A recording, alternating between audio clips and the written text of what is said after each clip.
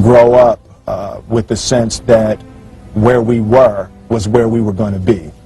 You know, we grew up with the sense that where we were almost didn't matter because we were becoming right. something greater. There's a concept that I don't want to be an icon. I want to be an idea. You know, I want to represent an idea. I want to represent possibilities. I want to represent magic, right? That you're in a universe and 2 + 2 = 4. 2 + 2 only equals 4 if you accept that 2 + 2 = 4. 2 + 2 is going to be what I want it to be. You know, and there's a redemptive power that making a choice has, you know, rather than feeling like you're at effect to all the things that are happening. Make a choice. Like, you just decide what it's going to be, who you're going to be, how you're going to do it. Just decide.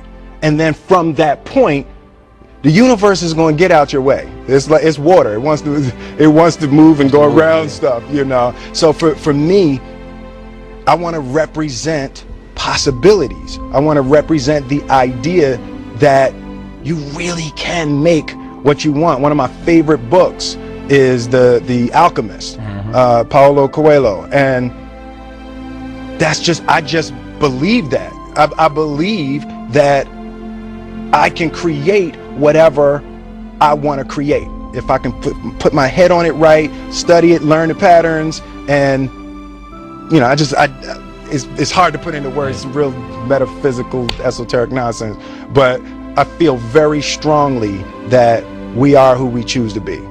It's between depression and joy, right? And I think it's purpose, right? It's like when you wake up in the morning and your life means something to somebody other than you, that you have a purpose. If you don't go do the things that you're going to do, people's lives will suffer. And I think that kind of purpose, that like to live in service, not to you, but to live in service to humanity, to live in service to your family, to live in service to your church, to your city, to your country, to the world. Living in service is that, I feel like that is the purest form of joy. Greatness is not this wonderful, esoteric, elusive, God-like feature that only the special among us will ever taste. You know, it's something that truly exists in all of us. It's very simple. This is what I believe, and I'm willing to die for it. Yeah. Period. It's that simple. I know who I am and I know what I believe. I know who I am, I know what I believe. That's all I need to know. And that's all I need to know. So from there, you do what you need to do. Yeah. You know, and I think what happens is we make the situation more complex than it has to be. Because we're looking for complexity. There's got to be something complex to understand. It can't be that easy. You know? The road to success is through commitment and through the strength to drive through that commitment when it gets hard. And it is going to get hard and you're going to want to quit sometimes, but it'll be colored by who you are and more who you want to be. I definitely found that wanting to be an actor stems from wanting to be somebody and wanting to say something to people.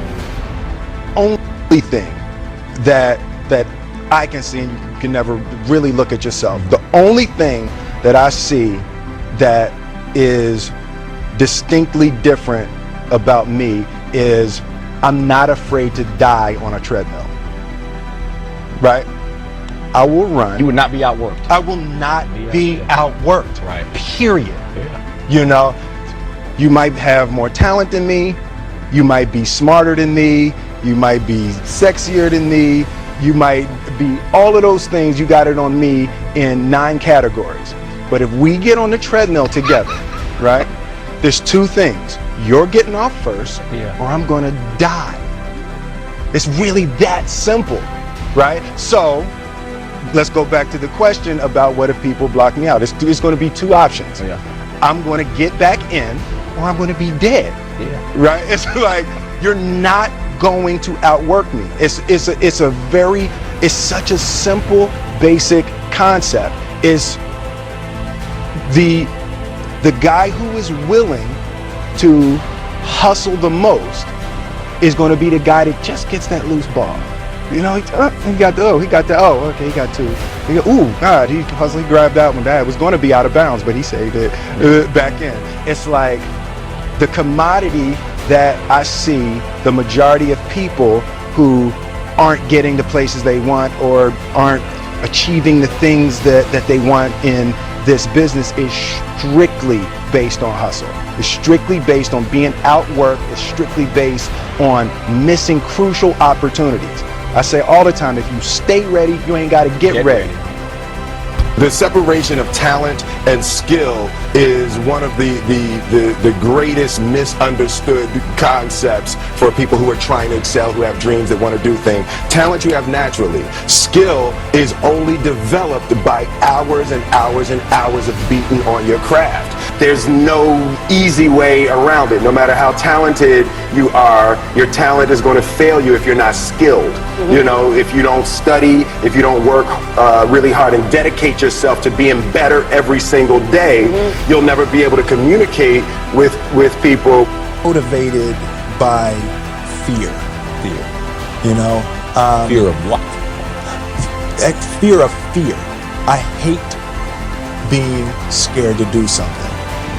I hate that feeling of the feeling that I had before I had a meeting with Quincy Jones, because it was really Quincy Jones and a guy named Benny Medina and Jeff Pollak came with the idea for the Fresh Prince of Bel-Air.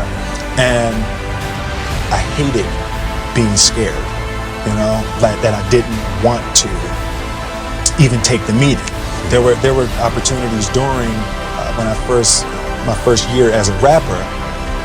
Bill Cosby and the people on the Cosby Show had seen my music video and called me to be a character, to come and try out for the Cosby Show. And just every time it was set up, for some reason I couldn't make it. The fear of fear. The fear. I just hated the being scared to do something. And I think what developed in my early days was the attitude that I started attacking things that I was scared of.